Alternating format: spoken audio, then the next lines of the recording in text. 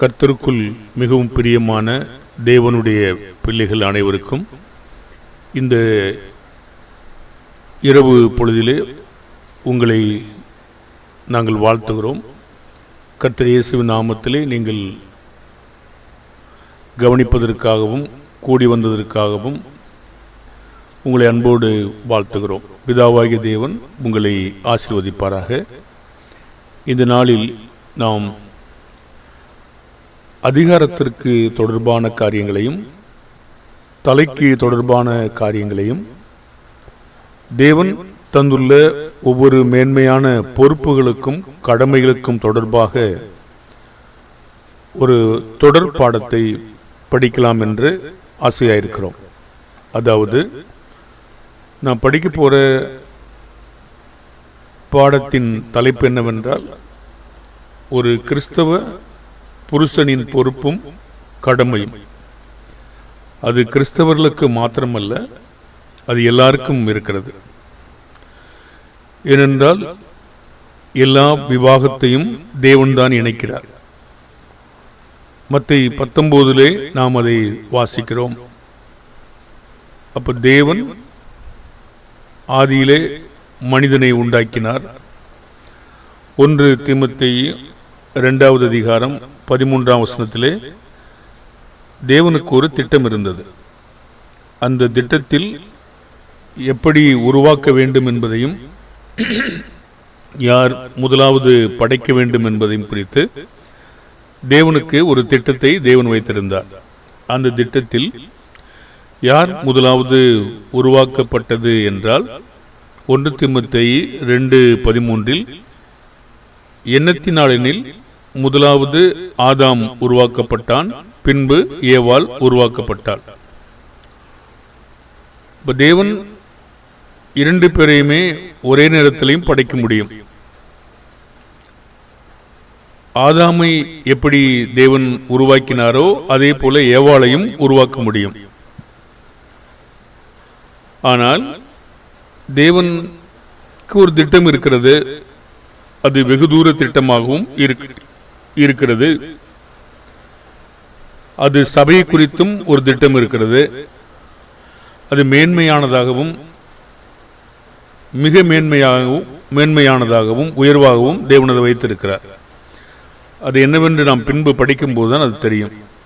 இப்போ மனிதனை தேவன் உண்டாக்கும் போது எப்படி சிருஷ்டித்தார் என்றால், ஆதியாகமம் 1:26-27 பின்பு தேவன் நமது சாயலாகவும் நமது ரூபத்தின்படியேயும் மனுஷனை உண்டாக்குவோமாக, அவர்கள் சமுத்திரத்தின் மச்சங்களையும் ஆகாயத்து பறவைகளையும் மிருக ஜீவன்களையும் பூமி அனைத்தையும் பூமியின் மேல் ஊறும் சகல பிராணிகளையும் ஆளக்கடவர்கள் என்றார்.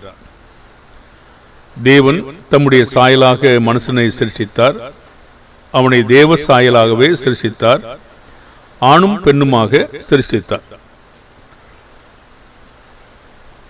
இப்போ 2 பேரையுமே சிருஷ்டித்ததாக சொல்லப்படுகிறது. ஆனால் மனிதனை எப்படி சிருஷ்டித்தார், மனுஷியை எப்படி சிருஷ்டித்தார் என்றும் பின்பு விவரத்தை அவர் நமக்கு தரக்கூடியவராக இருக்கிறார்.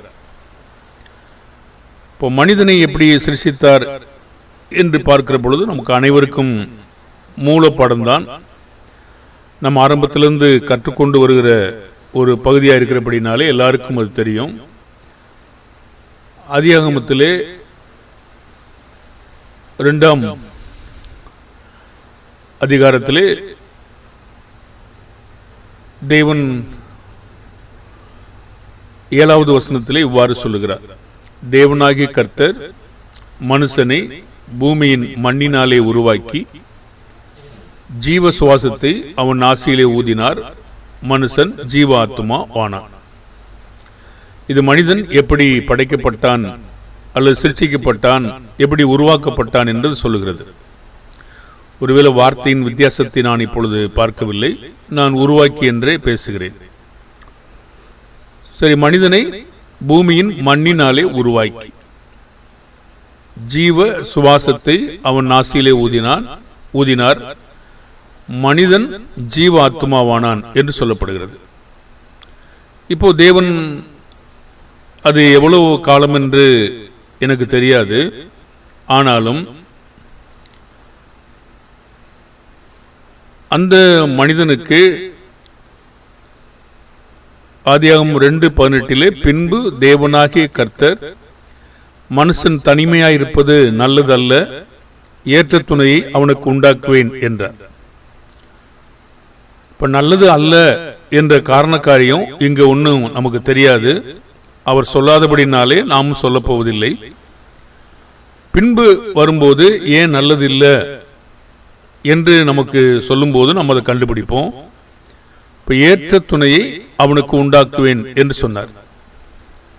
அப்ப இனிமேதான் அந்த துணையை அவரு உண்டாக்க போறார்.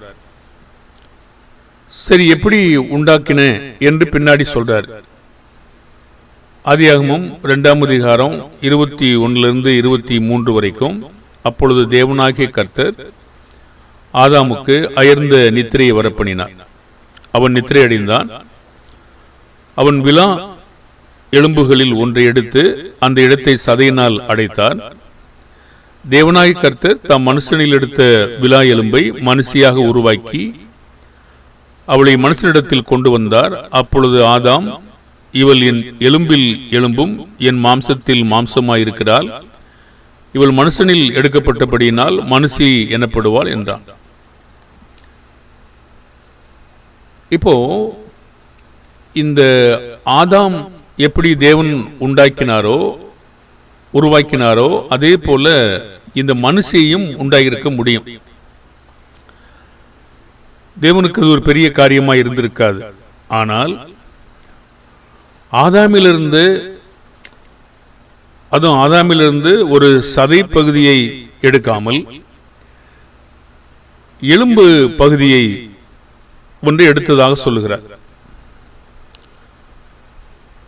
ஏன் அப்படின்றது நமக்கு ஒருவேளை இங்கே அதுக்கான ஏன் எடுத்தேன் அப்படிங்கிறதுக்காக சொல்லல. ஒரு காரியத்தை மனுஷன் சொல்றான். ஆதியாகமம் 2:23 இவள் என் எலும்பில் எலும்பும் என் மாம்சத்தில் மாம்சமாயிருக்கிறாள், மனுஷனில் எடுக்கப்பட்டபடியால் மனுஷி எனப்படுவாள் என்றான் என்று இப்போ ஆதாம் தான் சொல்றார். இது சபை காரியங்கள் வரும்பொழுது, கிறிஸ்து என்று வருகிற பொழுது, எபேசியேல நாம் படிக்கிற பொழுது அங்கே ஒரு அர்த்தத்தை தேவன் தரக்கூடியவராக இருக்கிறார். அவ்வளவு தூரமா நம்ம இப்ப பார்க்கல. ஆனா பின்பு நம்ம அதை பற்றி விரிவாக பார்ப்போம். ஆனா தேவனுக்கு எவ்வளவு திட்டம் இருக்கு என்பதை பாருங்க. அப்போ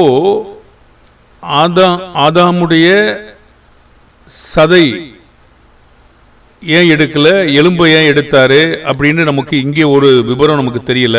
ஆதாம் சொல்லுவது என் எலும்பில் எலும்பும் என் மாம்சத்தில் மாம்சமாயிருக்கிறாள் என்று சொல்றார். இப்போ மனுஷனில் எடுக்கப்பட்டபடினால் இவளுக்கு மனுஷி என்று ஒரு பேர் இருக்கிறதாக சொல்றாரு. இருப்பினும் நம்ம இந்த ஆவிக்குரிய ரொம்ப தூரத்தினுடைய காரியங்களை குறித்து, சபையில் சொல்லுகிற காரியங்களை குறித்து நம்ம கொஞ்சம் பார்க்கறது நலமா இருக்கும். அது எபேசியர் 5ஆவது அதிகாரம். புருஷன், மனைவி, கிறிஸ்து, சபை, அன்பு கூறுதல், தலை, இது கிறிஸ்தவ மாதிரியை வச்சுட்டு பேசிட்டு வர்றார். அப்போ சொல்லும்போது சொல்றாரு, இந்த ரகசியம் பெரியது, நான் கிறிஸ்துவை பற்றியும் சபையை பற்றியும் சொல்லுகிறேன்னு சொல்லிட்டு அதுக்கு முந்தின பகுதியில் சொல்றாரு. எபேசியர் 5:30 நாம் அவருடைய சரீரத்தின் அவயவங்களாயும் அவருடைய மாம்சத்திற்கும் அவருடைய எலும்புகளுக்கும் உரியவர்களாய் இருக்கிறோம். யார சொல்றாரு? அந்த 30-31 இது நிமித்தம் மனுஷன் தன் தகப்பனையும் தாயையும் விட்டு தன் மனைவியோட சேர்ந்து இருவரும் ஒரே மாம்சமாயிருப்பார்கள் அப்படி சொல்லிட்டு இந்த ரகசியம் பெரியது, நான் கிறிஸ்துவை பற்றியும் சபையை பற்றி சொல்லுகிறேன்னு சொல்லிட்டார். சரி, இதனுடைய விவரத்தை நம்ம இப்போ பேசல. நம்ம இன்னும் இந்த பாடத்தை ஒரு விரிவா ஒரு 5 அல்லது 7 பாடங்கள் உட்பட நம்ம பேச இருக்கிறோம். ஆகினால நம்ம அப்பொழுது இதை பற்றி நம்ம பார்க்கலாம். தலையினுடைய விவரம், இந்த எலும்புகளுக்கும் மாம்சத்துக்கும் உரிய விவரம், இந்த ரகசியம், இதெல்லாம் பற்றி நம்ம பின்பு பேசுவது நலமாயிருக்கும். இப்பொழுது அந்த அர்த்தங்களை பார்ப்பது, இந்த பாடத்தின் முன்னுரையிலே பார்ப்பது அவ்வளவு சிறப்பாக இருக்காதுன்னு நினைக்கிறேன். ஆனால் இது தூரமாக எப்படி வச்சிருந்தாரோ நாமளும் அதே போல தூரமாக வைப்பது நலமாயிருக்கும். சரி, இப்பொழுது கேள்வி என்னவென்றால், மனிதனை தேவன் படைக்கிற பொழுது முதலாவது ஆதாம் படைக்கப்பட்டிருக்கிறார். பின்பு மனுஷனுடைய விலா எலும்பிலிருந்து ஏவாளை படைத்திருக்கிறார். இது எல்லாமே சொல்றாரு. அப்போஸ்தலர் நடபடிகள் பார்க்கிற பொழுது ஒரே இரத்தத்தினாலே தோன்ற பண்ணி என்று ஒரு வார்த்தையை நம்ம பார்க்கிறோம். மனிதனை பார்க்கிற பொழுது 17வது அதிகாரம்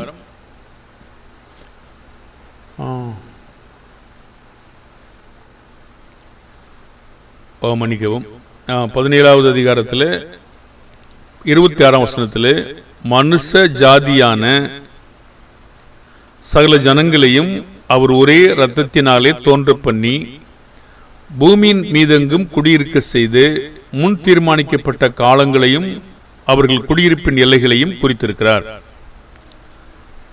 அப்போ ஒரே ரத்தம் அப்படின்னு சொல்லும் பொழுது நிறைய குரூப் இருக்கிறத நம்ம பார்க்க முடியும். ஆனால் ரத்தம் ஒண்ணுதான், அதில் நிறைய பிரிவுகள் இருக்கிறது. பிரிவுகள் என்பது உங்களுக்கு எல்லாருக்கும் தெரியும். அப்போ எப்படி இந்த ஆதாம் தான் முதல்ல உருவாக்கப்பட்டாரு.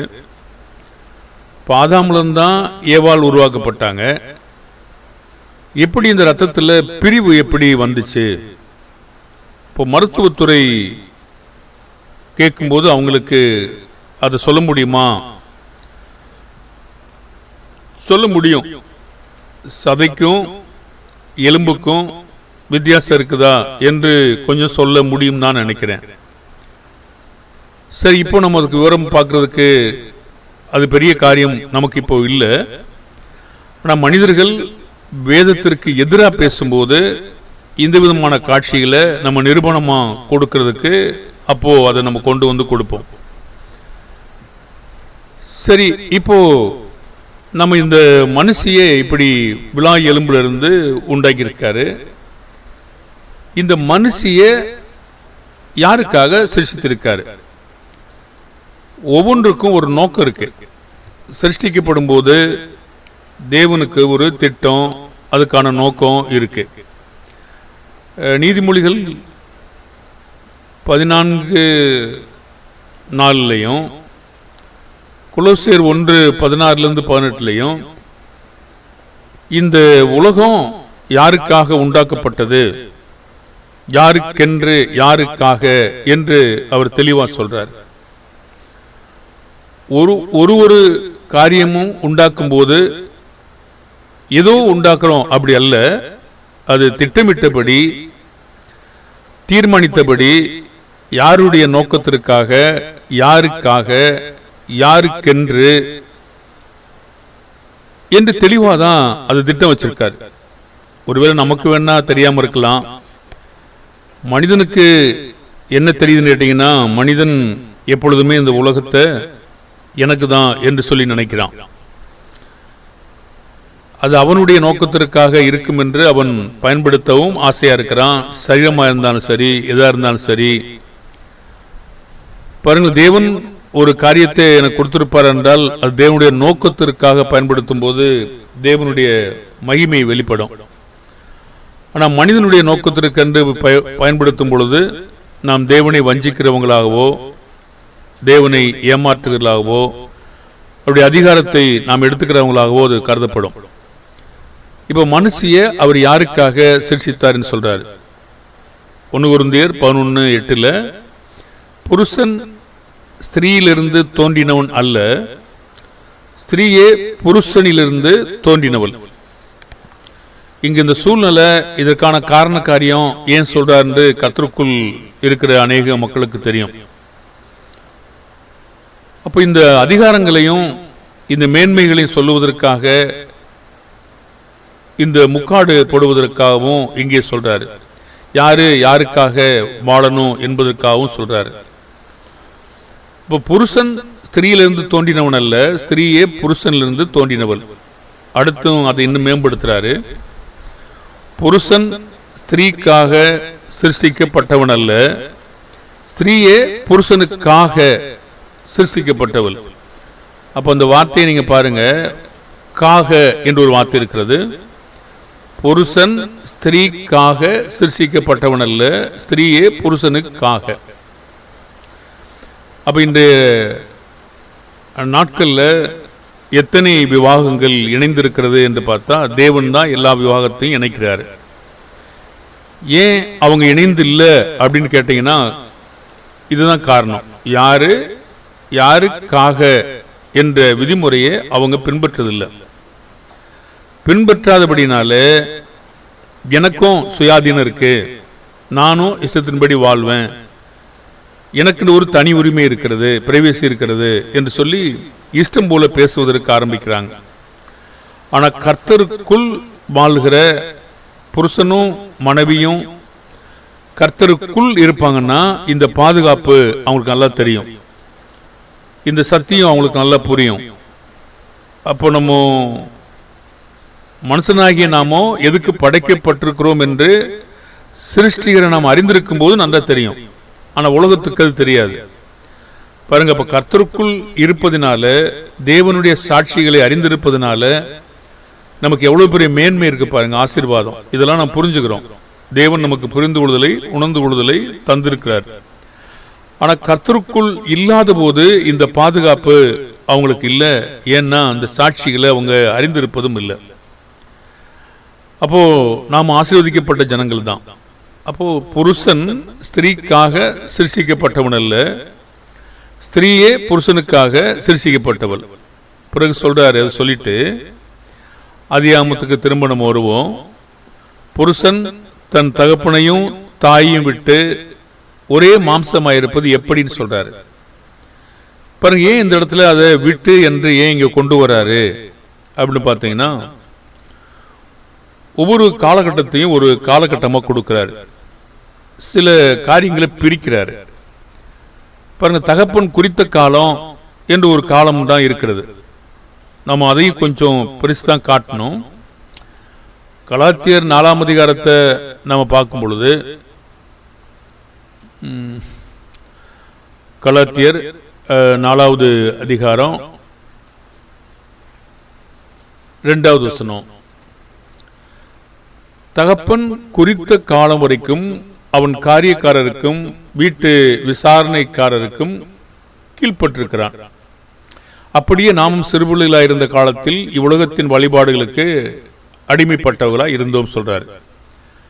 இப்ப தகப்பன் குறித்த காலம் ஒரு காலம் இருக்கு, அப்புறம் ஒரு காலம் இல்லையா? பாருங்க, தகப்பன் நம்பிக்கை இருக்கிற வட்டும் மகனை சிகிச்சை செய்கிறாரு. இப்ப நம்பிக்கை அவன் மேல இல்லாத காலம்னு ஒரு காலம் இருக்கா? பாருங்க, ஒருவேளை அவன் கீழ்ப்படிய மாட்டாங்கிற ஒரு காலம் இருக்கலாம், அது வேற ஒரு பாட்டா இருக்கு. குறித்த காலம் அப்படி சொல்லும் பொழுது பொதுவாக ஒரு ஏஜ் இருக்கு. அப்போ ஒரு சிறுபிள்ளைத்தனமான காரியங்கள், ஒரு டீனேஜ் காரியங்கள், பிறகு அந்த வளர்ந்த வாலிப காலங்கள். இப்போ விவாகம் முடித்த பிற்பாடு அவனை தகப்பன் அவன் மேல அதிக அதிகாரம் செலுத்த மாட்டார். ஒருவேளை ஆவிக்குரிய வகையில வளர்ப்பதற்கு உதவிகரமா இருப்பாரு. ஆனா அதிகாரம் என்று வரும் பொழுது இனிமே அவர் ஒரு குடும்பமா இருக்கிறபடினால, அவர் மனைவிக்கு தலையா இருக்கிறபடினால அவர் நிர்வகிக்கக்கூடிய திறனை அவர் பெறுவார் என்று நாம் புரிந்து கொள்ள முடியும். அதுபோல சில காட்சிகள் நமக்கு விதிக்கப்படலாம். அப்ப இது நிமித்தம் தன் தகப்பனையும் தாயையும் விட்டு, அப்பனா சாப்பாடு போடாம, மருத்துவம் செய்யாம, அவங்களுக்கு தேவைகளை கவனிக்காம, அப்படி அது அர்த்தமா? அப்படி சொல்ல முடியாது. தன் மனைவியோட இசைந்திருப்பான் என்று சொல்றாரு. அதுதான் இது. எதுக்கு இதை சொல்றாரு? தன் தகப்பனையும் தாயையும் விட்டு ஏன் சொல்றாரு? மனைவியோட இசைந்திருக்கிற காரியங்கள் வரும் பொழுது இப்பொழுது எந்த பக்கத்துல இருந்து எந்த பக்கம் அவர் திரும்புறாருன்னு சொல்லி தேவன் சொல்றாரு. அவங்க ஒரே மாம்சமா இருப்பாங்கன்றாரு. அப்ப எதனால ஒரே மாம்சமா இருக்க முடியும்? எபேசியர் சொல்றாரு இல்லையா? எபேசி 5:31 பாத்தீங்கன்னா, இது நிமித்தம் மனுஷன் தன் தகப்பனையும் தன் தாயையும் விட்டு தன் மனைவியுடன் இசைந்து இருவரும் ஒரே மாம்சமாக இருப்பார்கள். பங்கையும் இந்த வார்த்தை, இதே வார்த்தையை பயன்படுத்துறாரு. அப்போ ஒரு காலம் வரும் பொழுது இவர் மனைவிக்கு தலையா இருக்க ஆரம்பிக்கிறாரு. பாருங்க, நம்ம எபேசியர்ல பார்த்தோம்னா, மன்னிக்கணும், 1 கொரிந்தியர்ல பார்த்தோம்னா, ஒவ்வொரு புருஷனுக்கும் கிறிஸ்து தலையா இருக்கிறாரு. ஸ்திரீக்கு யார் தலையா இருக்கிறது? புருஷன். பாருங்க, இது வரைக்கும் அவர் யாருக்கும் தலையா இல்லை. இனிமே விவாகம் பண்ண பிற்பாடு அவர் தன்னுடைய மனைவிக்கு தலையா இருக்கார். அப்ப இனிமே மனைவியோட சேர்ந்திருப்பார். இப்போ ஒரு கேள்வி கேட்டோம், புருஷன் தன் தகப்பனையும் தாயையும் விட்டு ஒரே மாம்சமா இருப்பது எப்படி? அப்ப இசைந்து இருவரும் ஒரே மாம்சமா இருப்பார்கள். இந்த இசைவுக்காக ஒரு காரியத்தை அவர் தர்றாரு. அது ஒரு கெட்ட உதாரணமாக தான் இருக்கிறது. ஆனாலும் ஒரு கெட்ட உதாரணத்தை சொல்லி ஒரு நல்ல காரியத்தையும் சொல்ல வர்றது எனக்கு ஆச்சரியமாக தான் இருக்குது. இது போன்ற சில காட்சிகள் நிறைய இடங்கள் இருக்கிறத நம்ம பார்க்குறோம். ஏன்னா, ஏன் வேற உதாரணம் கிடைக்கலையா என்று நாம் யோசிக்க முடியும். புரிந்து கொள்வதற்கு, மனிதன் உணர்ந்து கொள்வதற்கு இதைவிட ஒரு சிறப்பான ஒரு உதாரணம் அவர் இல்லைன்னு தான் பார்க்குறாருன்னு தான் நாம் புரிஞ்சுக்கிற முடியுது. எப்படின்னு கேட்டிங்கன்னா, இங்கே கொரிந்து சபையில் 6ஆம் அதிகாரத்தில் கிறிஸ்துவனுடைய அவயவங்களை வேசியின் அவயவங்களாக ஆக்கிக்கிட்டு இருக்கிற சூழ்நிலை இங்கே இருக்கிறது. இப்போ அந்த சூழ்நிலையில் நாம் எதுக்காக இருக்கணும் அப்படிங்கிற காட்சி இங்கே பேசப்படுது. அப்போ சொல்றாரு, 6ஆம் அதிகாரம் 1 கொரிந்தியர் 15-16, உங்கள் சரீரங்கள் கிறிஸ்துவனுடைய அவயவங்கள் என்று அறியீர்களாம். அப்படி இருக்க நான் கிறிஸ்துவின் அவயவங்களை வேசியின் அவயவங்கள் ஆக்கலாமா? அப்படி செய்யலாகாதே. இப்ப சொல்லிட்டு சொல்றாரு, வேசியோட இசைந்திருக்கிறவன் அவளுடனே ஒரே சரீரமாய் இருக்கிறான் என்று அறியீர்களாம். அப்ப 2 பேரும் எப்படி இருப்பாங்க? ஒரே மாம்சமாய் இருப்பார்கள் என்று சொல்லி இருக்கிறதே. எங்க சொல்லியிருக்கோம்? நாம இங்க பார்க்கிறோம் இல்லையா? இந்த இசைந்து இருக்கும் பொழுது ஒரே மாம்சமா இருக்கிற காட்சியானது இந்த இசைந்து போகும்போது ஒரே மாம்சமாயிடுவோம்.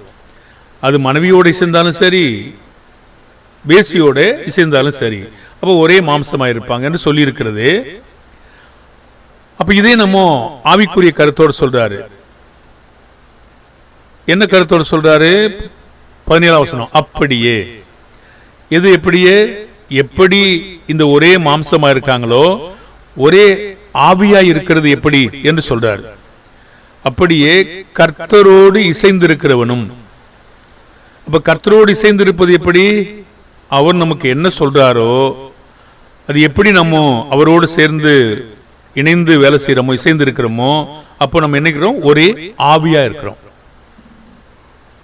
பாருங்க, இது எப்படி ஒரே மாம்சமா இருக்க முடியுமோ ஆவிக்குரிய சிந்தையில இந்த இசைவு ஒரே நம்ம ஆவியா இருக்க முடியும் அப்படின்னு சொல்றாரு. சொல்லிட்டு பயங்கரமா எச்சரிக்கை செய்றாரு. இப்போ நம்ம அந்த பாகத்தை நம்ம பார்க்கல, பாடம் இதுக்காக தான் சொன்னார். இப்படி சில கெட்ட உதாரணங்கள் மூலமாக நல்ல காட்சிகளை நமக்கு மேம்படுத்த மிக சிறப்பாகவும் அவரால் சொல்ல முடியும். இப்போ என்ன பேச வந்தோம் அப்படின்னு கேட்டீங்கன்னா, புருஷன் தன் தகப்பனையும் தாயையும் விட்டு ஒரே மாம்சமாயிருப்பது எப்படி அப்படிதான் பார்த்தோம். அதுக்காக தான் இது நம்ம இசைந்து இருக்கும்போது, அப்ப இந்த மனைவிக்கு தலையாய் இருப்பதற்கு யாரை தேவன் நியமித்திருக்காருங்க? 1 கொரிந்தியர் 11:3 ஒவ்வொரு புருஷனுக்கும் கிறிஸ்து தலையாய் இருக்கிறார் என்றும் ஸ்திரீக்கு புருஷன் தலையாய் இருக்கிறார் என்றும் கிறிஸ்துவுக்கு தேவன் தலையாய் இருக்கிறார் என்றும் நீங்கள் அறிய வேண்டும் என்று விரும்புகிறேன். அப்போ இந்த புருஷன் யாருக்கு தலையா இருக்காரு? மனைவிக்கு.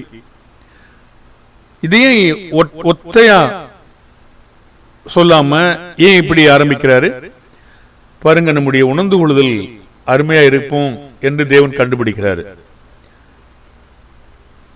நமக்கு ஒவ்வொரு புருஷனுக்கும் தலையா இருக்கிறது யாரு? என் ஸ்திரீக்கு தலையா இல்லையா? அவரு இருக்காரு. ஆனா அந்த காட்சியை பிரித்து இப்போ நமக்கு பேசுறாரு. ஒவ்வொரு புருஷனுக்கும் கிறிஸ்து தலையா இருக்கிறார் என்றும் ஸ்திரீக்கு புருஷன் தலையா இருக்கிறாரு, கிறிஸ்துவுக்கு தேவன் தலையா இருக்கார். பாருங்க, ஒரே மாம்சமா இருந்தாலும் அது இசைந்து போகும்போது, ஆனா அதிகாரம் என்று வருகிற பொழுது அங்கே தலை என்று ஒரு காட்சி சொல்றாரா?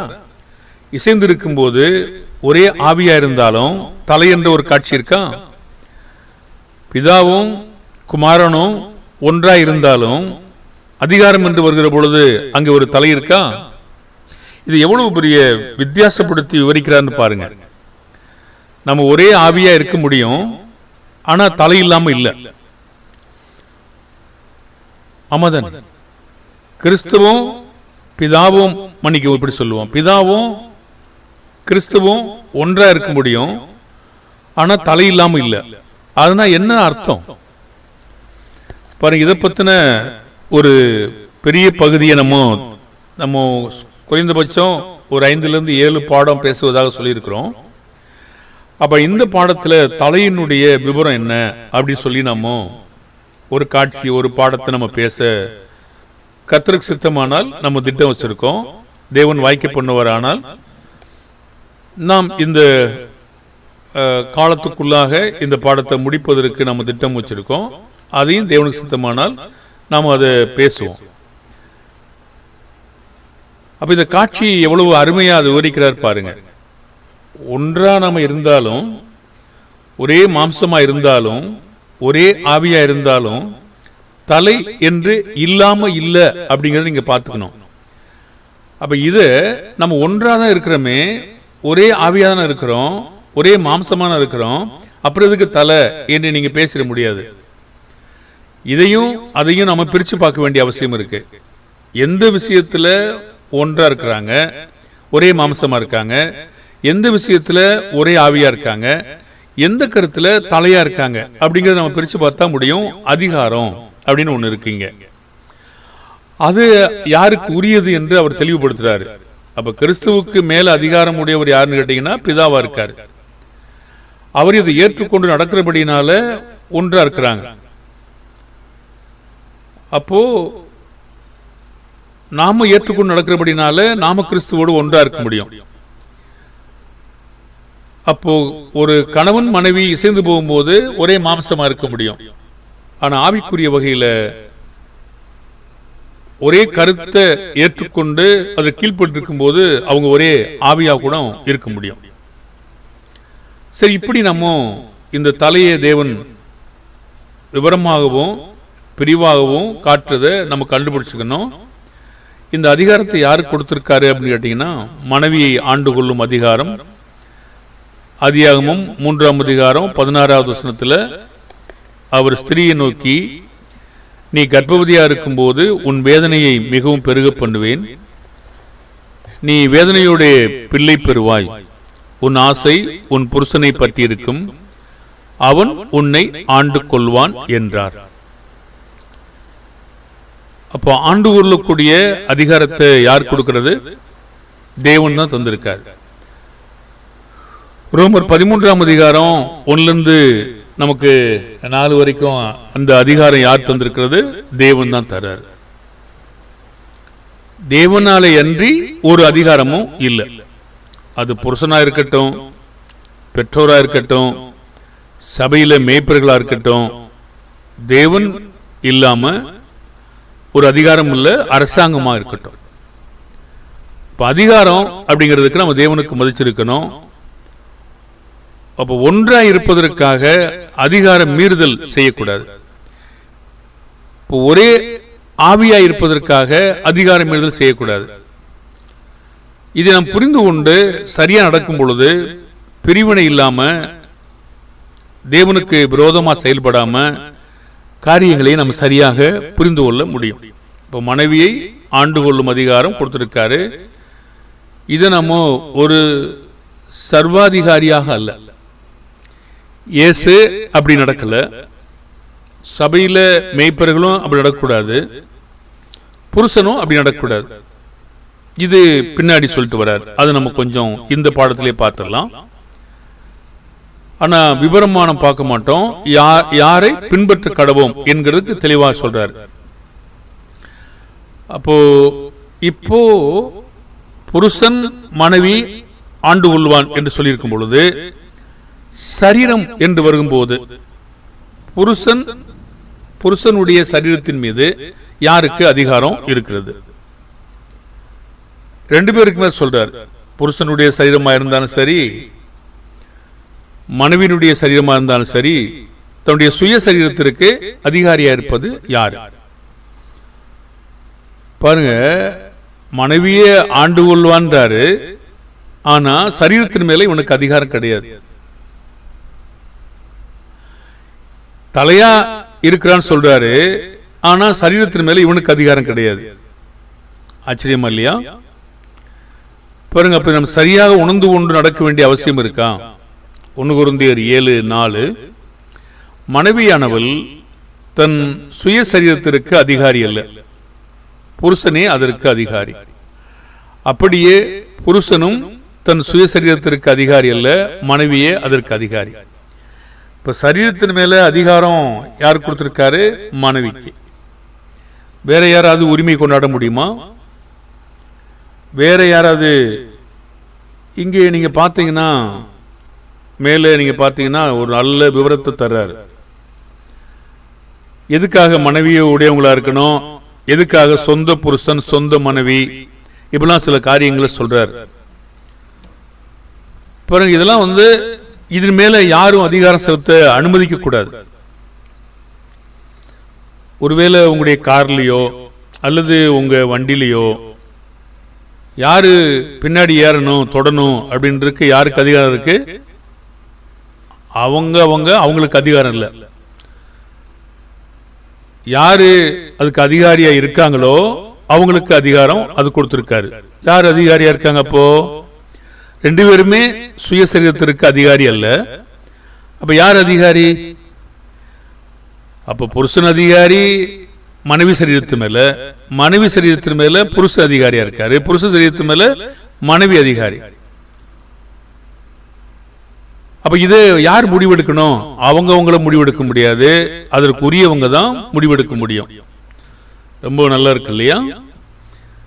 அப்போ மனைவியின் மேல புருஷன் தலையா இருப்பதனுடைய விவரம், இதை பற்றி நம்ம விரிவான பாடம் படிப்போம் சொல்லியிருக்கோம்.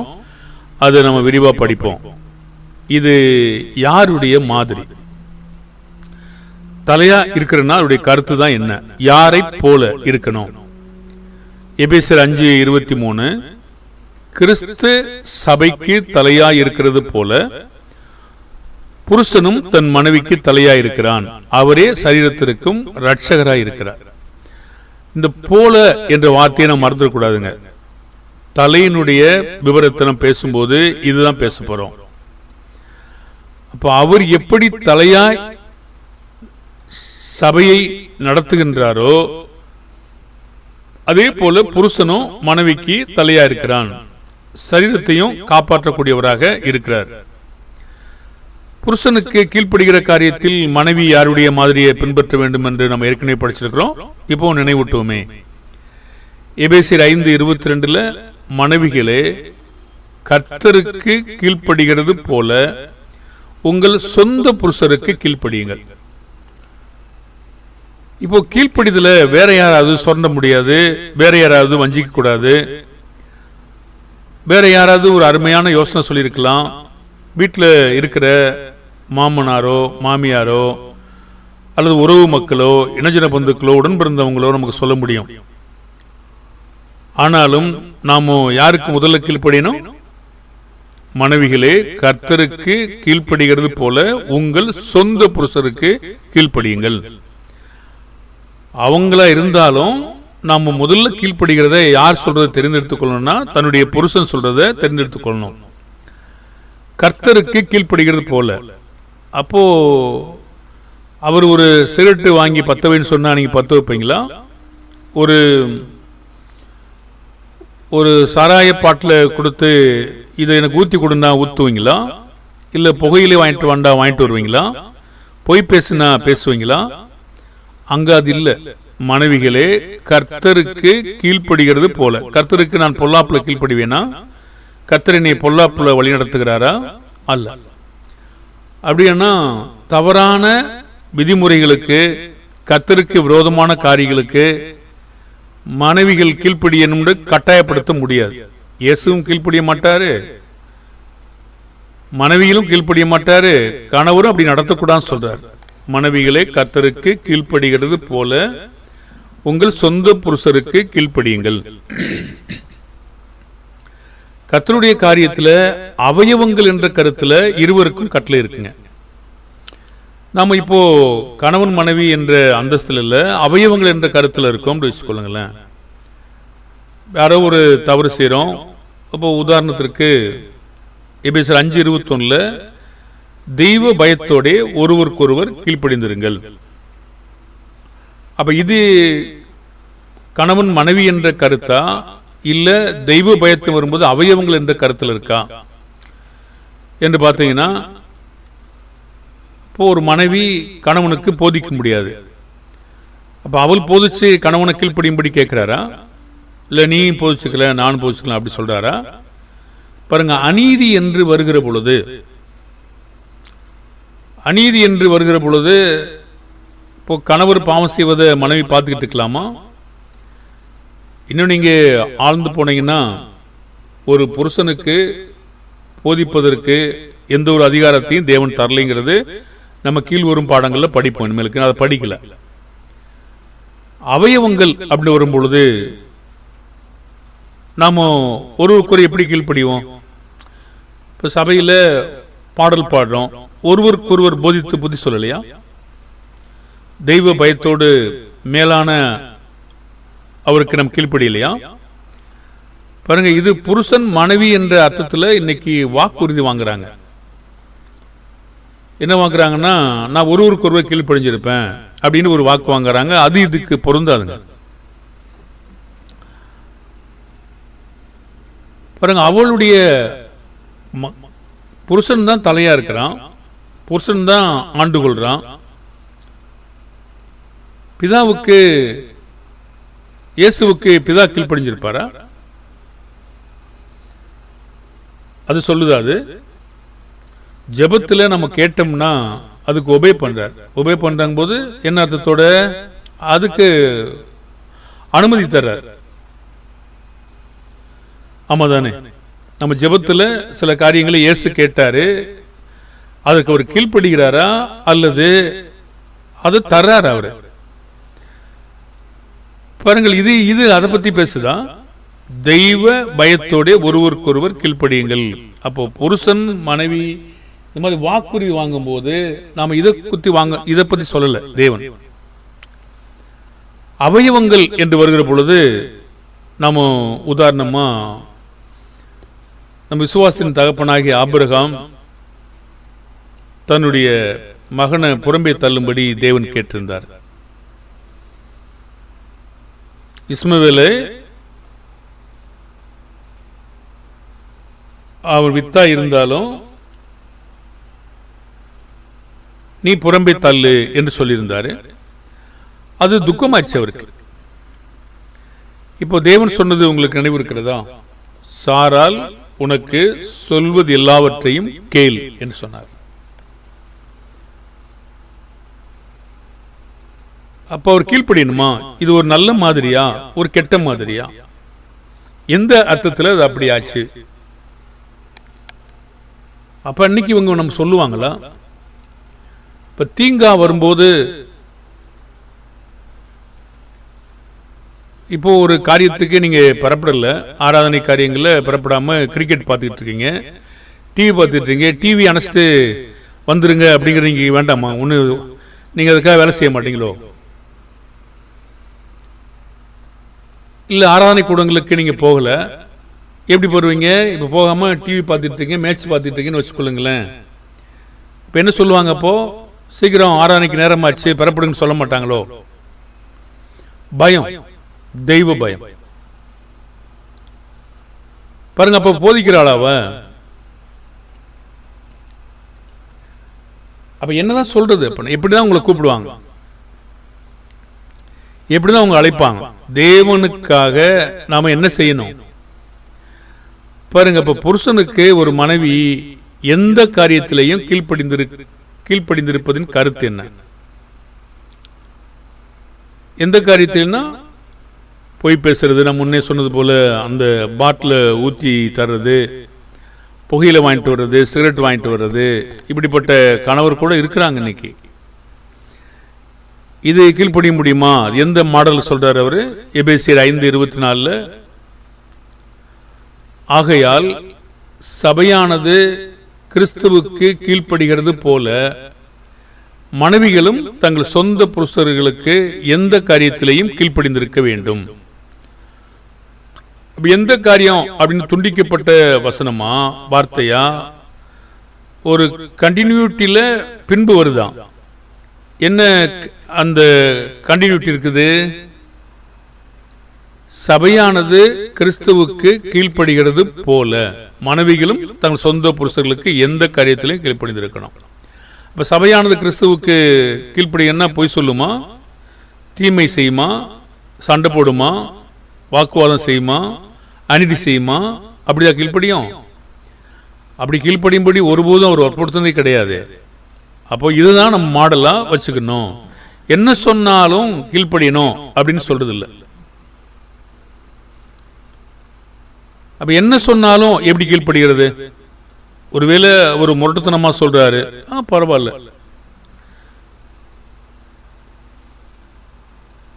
ஒரு முரட்டுத்தனமா சீக்கிரமா அப்படி ஏதோ வலியுறுத்துறாருன்னு வச்சுக்கோங்களேன், அது பிரச்சனை கிடையாது. ஆனா அது கிறிஸ்துவுக்கு கீழ்ப்படுகிறதுல இருந்து துண்டிக்கப்பட்டிருக்கான்னா அது இல்லை. பாருங்க, மனிதனா தேவனா என்று வருகிற பொழுது நம்ம தேவனுக்கு தான் கீழ்ப்படியுமே தவிர மனிதனுக்கு கிடையாது. அப்போ உடனே மிரட்டல் விடுக்கலாமா?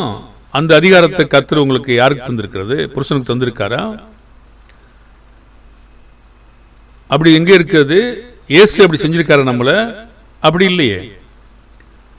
அப்போ ஒரு புருஷன் மனைவியை அன்பு கூர்ந்து அந்த வேலையில சிறப்பா கிறிஸ்து எப்படி நடத்தியிருக்காரோ அதே மாதிரி தான் செய்யணும்.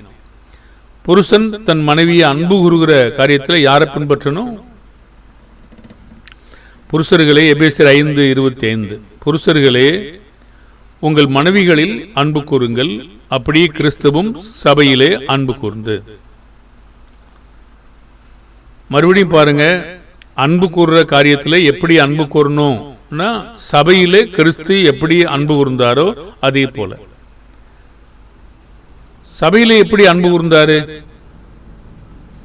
நான் அவருக்கு விரோதமா இருந்தேன், அவரை எண்ணாமற் போயிட்டேன், அவரை காரி துப்புனேன்,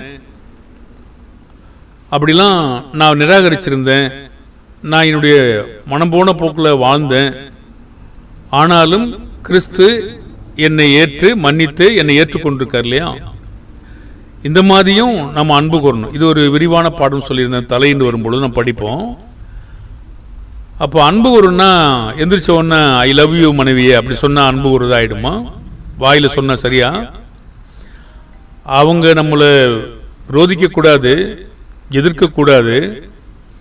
ஆனால் சபையானது அநேக நேரங்களில் தன்னுடைய முழுமையாக வளராத பட்சத்தில் தூஸ்து இருக்குது, அநீதியாக நடந்திருக்கிறது, தன்னுடைய இருதயத்தை வளர்றதுக்கு ரூபிப்பதற்கு முன்னதாக அறியாமல் எத்தனையோ காரியங்களை செய்திருந்து கிறிஸ்து அதை மன்னித்து அன்பு கூர்ந்திருக்கார். அப்படிப்பட்ட அன்பு தான் நம்ம பெரிதான அன்பு. அந்த அன்பு தான் இங்கே பேசிட்டு இருக்காரே தவிர சபையில எப்படி கிறிஸ்து அன்பு கூர்ந்தாரோ அதே அன்பு தான். சுத்திகரிக்கும் அன்பு. இந்த அன்பு தான் நம்ம கொள்ளணுமே தவிர வெறும் சரீரத்தை மாத்திரம் நேசிக்கிற அன்பு நம்ம கூறுறத பெருசா ஏதோ சாப்பாட்டுக்கு கொடுத்துட்டாங்க, ஏதோ அந்த மனைவியை நேசிக்கிறதுக்காக ஏதோ வாங்கிட்டு வந்து கொடுத்துட்டாங்க, அது மட்டும் அன்பு கிடையாது. அது தற்காலிகமானது.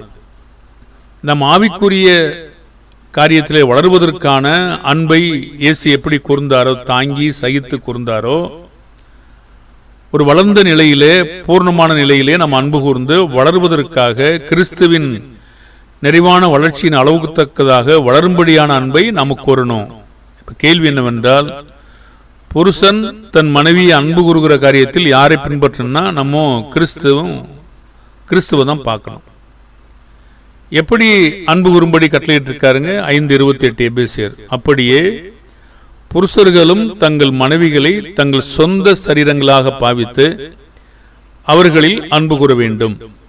தன் மனைவியில் அன்பு கூறுகிறவன் தன்னில் தானே அன்பு கூறுகிறான். அங்க இன்னும் கொஞ்சம் வித்தியாசத்தை மேல கொண்டு வர்றாரு. எப்படி கொண்டு வர்றாருன்னா, சொந்த சரீரங்களாக பாவிக்கணும். பாருங்க, ஏற்கனவே ஒரே சரீரமா இருக்கும்னு சொல்றாரு. அது இணைந்து போகும்போது, இசைந்து போகும்போது, இப்ப என்ன சொல்றாருன்னா, தங்கள் மனைவிகளை தங்கள் சொந்த சரீரங்களாக பாவித்துக் கொள்ளுங்கள்ன்றார். அவங்களை அன்பு கூறணும். அப்ப மனைவியில் அன்பு கூறுகிறவன், அது இன்னும் விவரிக்கிறாரு, தன்னில் தானே அன்பு கூறுகிறான். அதனுடைய அர்த்தம் என்ன? நம்ம எப்படி அன்பு கூறுறோமோ அதே மாதிரி. இன்னும் அதை கீழே இன்னும் தெளிவுபடுத்துறாரு. இப்ப புருஷன் தன் மனைவி எப்படி அன்பு கூறும்படி கட்டளையிட்டு இருக்கிற காரியத்தில் இன்னும் அதிக நெருக்கமான சொல்லுகிற காரியம் என்ன அப்படி பார்த்தீங்கன்னா, 5:33 எப்படியும் உங்களிலும் அவனவன் தன்னிடத்தில் அன்பு கூறுவது போல தன் மனைவியிடத்தில் அன்பு கூற கடவன், மனைவியும் புருஷனிடத்தில் பயபக்தியா இருக்க கடவள். அப்ப இந்த வார்த்தையை இதை விட இன்னும் கொஞ்சம் மேம்படுத்துறாரு, நம்ம பார்க்க முடியுதா? எப்படியும் உங்களிலும் அவனவன் தன்னிடத்தில் அன்பு கூறுவது போல. நம்மை நாம் எப்படி நேசிக்கிறோமோ அதே போல நம்ம நேசிக்கிறோம். இப்ப நான் வெளியே சாப்பிட்டு வந்து என் மனைவி பட்டினியா போட்டக்கூடாது. நான் எனக்கு தேவையான எல்லா சத்துக்களை எடுத்துக்கொண்டு என் மனைவி என்ன சும்மா விட்டுறக்கூடாது. இப்போ அவளும் என்னுடைய சரீரத்தை நான் எப்படி அன்பு கூறுகிறேனோ அதே போல என் மனைவியும் நான் என்ன செய்யணும்? தன்னிடத்தில் அன்பு கூறுவது போல மனைவியும் அன்பு கூறணும். இப்ப என்னை நான் எப்படி நேசிக்கிறேனோ அதே உணர்வு எனக்கு வேணும் அப்படிங்கிறதாக சொல்றாரு. தன்னிடத்தில் அன்பு கூறுவது போல. நான் எப்படி தூங்கணும், எப்படி பலவீனமா இருக்க நேரத்தில் எப்படி என்னை தொந்தரவு கொடுக்கூடாது, எப்படி யோசிக்கிறேனோ அப்படியே நானும் என்ன செய்யணும்? நான் நேசிக்கணும் அப்படிங்கிறதான் சொல்றாரு. அந்த அன்பு நான் புருஷனிடத்துல பயபக்தியா இருக்கணும். புருஷனும் மனைவியை இப்படி அன்பு கூறணும். ஏன்னா இயேசு கிறிஸ்து நம்முடைய பலவீனங்களை குறித்து பரிதபிக்க கூடாத பிரதான ஆசாரியராமல் எல்லா விதத்திலும் நம்முடைய சோதனைகளை அறிந்திருக்கிறார். நம்மை போல சோதிக்கவும் பட்டிருக்கார். பாருங்க, இந்த உணர்வு நம்முடைய ஆண்டவராய் இயேசு நமக்கு எல்லா விதத்திலும் நடந்து காட்டியிருக்கார். அவர் சொன்னது மாத்திரமில்ல, அவர் நமக்காக மேன்மையாக நடந்து நல்ல ஒரு முன்மாதிரியாக வைத்திருக்கிறாரு. அது மாத்திரமல்ல, என்னுடைய மனைவியை நான் அன்பு கூற நான் வளர்ந்திருக்கணும். என்னை மட்டுமே நேசிக்கக்கூடாது. நான் எப்படி என்னுடைய சரீரம் சோர்வான போது ஓய்வெடுக்கிறேனோ நான் என்னுடைய மனைவியை பற்றி யோசிக்கணும். நான் எப்படி என்னுடைய சரீரத்தை காப்பாற்றுவதற்கு சத்தான உணவுகளை சாப்பிடேனோ என் மனைவி யோசிக்கணும். ஆவிக்குரிய வகையில் எப்படி நான் வளர்ந்து வர யோசிக்கிறேனோ அதே போல என் மனைவி யோசிக்கணும். எல்லா விதத்திலும் கிறிஸ்துவானவர் எப்படி நமக்கு மாதிரியை காட்டியிருக்காரோ அதே போல செய்யணும்னு சொல்றாரு. தன் மனைவியை போஷித்து காப்பாற்ற யார் கடமைப்பட்டிருக்கிறது? அவங்க பார்த்துக்குருவாங்க, இவங்க பார்த்துக்குருவாங்க அப்படின்னு நினைக்க கூடாது. யார் என்ன பார்த்தாலும் நான் என் மனைவியை நான் எப்படி பார்க்கிறேன், என்னுடைய மாம்சத்தை நான் எப்படி பார்க்கிறேன். எபேசியர் 5:29 தன் சொந்த மாம்சத்தை பகைத்தவன் ஒருவனும் இல்லையே, கர்த்தர் சபையை போஷித்து காப்பாற்றுகிறது போல ஒவ்வொருவனும் தன் மாம்சத்தை போஷித்து காப்பாற்றுகிறான். அப்போ என்னுடைய சரீரத்தை நான் எப்படி காப்பாற்றேனோ, நான் மனைவி பற்றி பேசிக்கிட்டு இருக்கேன். சொந்த மாம்சத்தை பகைத்தவன் ஒருவனும் இல்லையே, கர்த்தர் சபையை போஷித்து காப்பாற்றுகிறது போல ஒவ்வொருவனும் தன் மாம்சத்தை போஷித்து காப்பாற்றுகிறான். அப்போ இவளுக்கு வேண்டிய அத்தனை தேவைகளையும் நல்ல ஆலோசனை சொல்லக்கூடியவனாகவும், ஆவிக்குரிய வகையிலே வளர்க்கிறவனாகவும், பூமிக்குரிய தேவைகளை சந்திக்கிறவனாகவும் ஒரு புருஷன் ஒரு பொறுப்புள்ளவனாக இருக்க வேண்டிய அவசியம் இருக்கிறது. அப்பா பார்த்துக்குவாங்க, அம்மா பார்த்துக்குவாங்க, அண்ணன் பார்த்துக்குவார்லாம் கிடையாது. அவருடைய காரியத்தை அவர் தான் பார்க்கணும். ஏன்னா அவருடைய தான் தலை. இப்படிதான் இந்த காரியத்தை இயேசு தன்னுடைய மாம்சத்தை, தன்னுடைய சபையை அவர் தான் போஷித்து காப்பாற்றார். இப்போ ஒவ்வொரு புருஷனும் தன்னுடைய மனைவியை அவர் காப்பாற்றக்கூடிய பொறுப்பு அவனுக்கு இருக்கிறது. அவருடைய சாப்பாடு தேவைகளை மட்டும் கவனிக்க கூடாது, இவளுடைய தேவைகளையும் கவனித்து ஒரு பொறுப்புள்ள புருஷனாக இருக்கணுங்கிறது தான் இந்த பாடம். அப்போ புருஷன் மனைவிக்காக தன்னையே எதற்காக ஒப்புவிக்கிறவனா நடந்து கொள்ள வேண்டும் சொல்றாருங்க. நான் நினைச்சேன் மனைவிதான் புருஷனுக்கு ஒப்புவிக்கணும், எல்லாரும் அப்படித்தான் நினைக்கிறாங்க இல்லையா?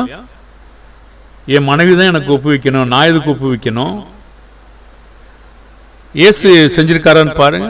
எபேசியர் 5:27, கரை திரை முதலானவைகள் ஒன்றும் இல்லாமல் பரிசுத்தமும் பிழையற்றதுமான மகிமையுள்ள சபையாக அதை தமக்கு முன் நிறுத்திக் கொள்வதற்கும் தம்மை தாமே அதற்கு ஒப்பு கொடுத்தார். நோக்கம் என்னங்க? கரை திரை முதலானவைகள் ஒன்றும் இல்லாமல் பரிசுத்தமும் பிழையற்றதுமான மகிமையுள்ள சபையாக அதை தமக்கு முன் நிறுத்திக் கொள்வதற்கு தம்மை தாமே அதற்கு ஒப்பு கொடுத்தார். இது நம்ம எப்படி ஒப்பு கொடுத்தார் என்ற ஒரு பெரிய பாடத்தை நம்ம பேச முடியும். இவர் தான் தலை, இவர் தான் அதிகாரம் உள்ளவர், இவர் தான் ஆண்டு கொள்றவர், இவர் தான் அந்த ஞான நன்மைகளை நமக்கு எல்லாம் கொடுக்கிறவர், இவர் தான் போஷித்து காப்பாற்றவர். இவர் எப்படி ஒப்பு கொடுத்தாரு? அப்படின்னா கீழ்ப்படிச்சிட்டார் அர்த்தமா? பாருங்க, இதுவும் நம்ம விரிவான பாடத்துல ஒரு பகுதியை நம்ம எப்படி ஒப்பு கொடுத்தாரு அப்படின்னு சொல்லி பேசும்போது அது மிக மேன்மையான பாடமாகவும் மனதை உருக்குகிற பாடமாகவும் அது இருக்கும். உங்களை துடிக்க வச்சிடும். இயேசு தன்னுடைய மனவாட்டியாகிய சபையை ஆதாயப்படுத்துவதற்காக தன்னை எப்படி பிதாவுக்கு ஒப்பு கொடுத்தார், ஒவ்வொரு சந்தர்ப்பத்திலும் எப்படி ஒப்பு கொடுத்தார் என்பது அது நம்முடைய குடலை துடிக்க வைக்கிற பாடம். மெய்யாகவே நம்மளை துடிக்கும்.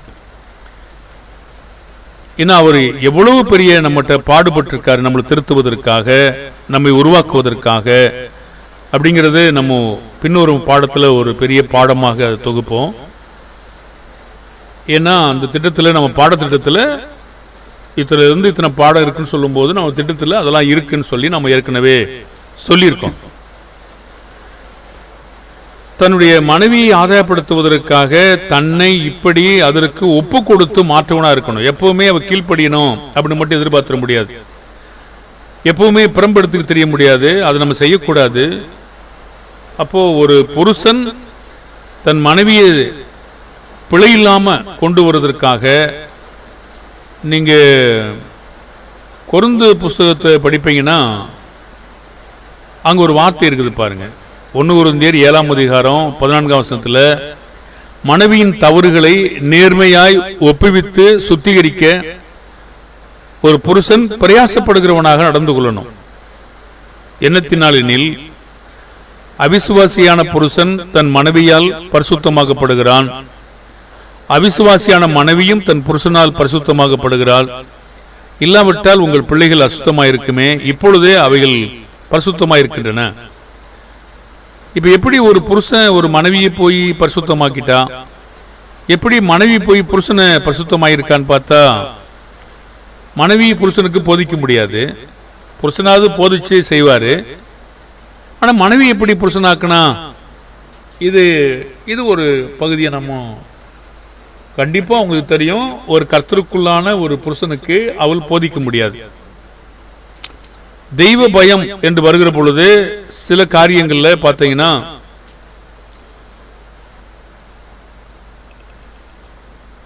ஒரு மேம்பட்ட கணவனாக வளர்வதற்கு இவள் உருவாக்குவதற்கு சில காரியங்களை தேவன் தந்திருக்காரு.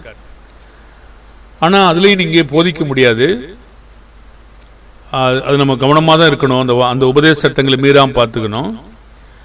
ஆனால் அவிசுவாசியான புருஷன் தன் மனைவியால் பரிசுத்தமாக்கப்படுகிறான்.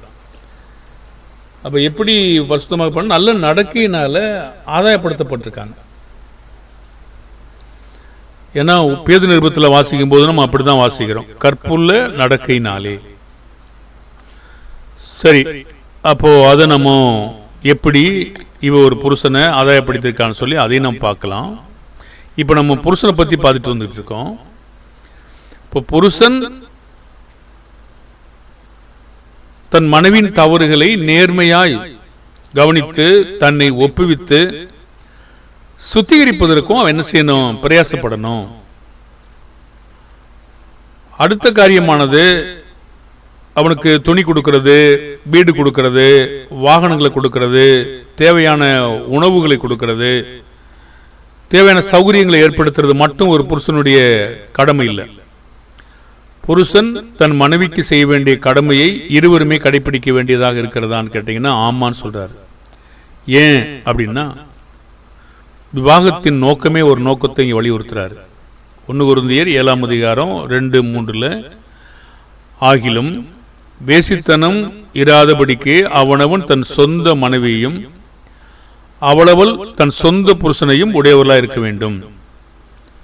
இதுக்குன்னு ஒரு காரணத்தை தெளிவாக சொல்றார்.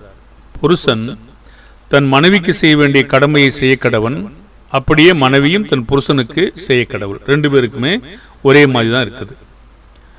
அப்போ புருஷன் தன் மனைவிக்கு செய்ய வேண்டிய கடமை மட்டுமல்லாமல் அவளை மதிக்க வேண்டும், விவேகத்துடன் அவளுடன் வாழ வேண்டும் என்று கூட சொல்றார்.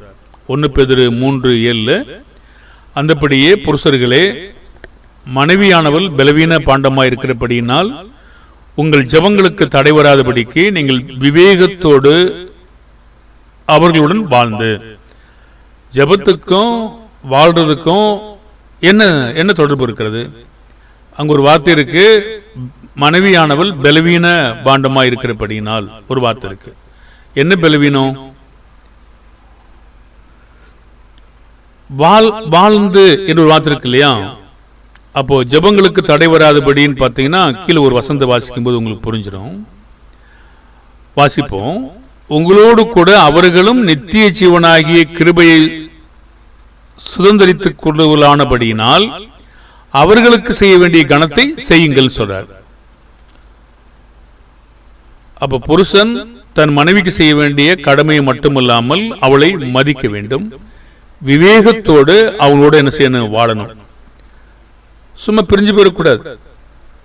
புருஷன் தன் மனைவியை விட்டு சம்மதித்தால் அன்றி ஒருவரை விட்டு ஒருவர் பிரிந்து போகக்கூடாது. அதுக்கான காரண காரியம் சொல்றாரு. நம்ம சொல்றோம் சொல்லியிருந்தோம் இல்லையா? 1 கொரிந்தியர் 7:5 உபவாசத்திற்கும் ஜெபத்திற்கும் தடை இராதபடிக்கு இருவரும் சில காலம் பிரிந்திருக்க வேண்டும் என்று சம்மதித்தால் அன்றி ஒருவரை விட்டு ஒருவர் பிரியாதிருங்கள். இங்குதான் இந்த பாகம் வருது. உங்களுக்கு விரதத்துவம் இல்லாமையால் சாத்தான் உங்களை தூண்டி விடாதபடிக்கு மறுபடியும் கூடி வாழுங்கள்.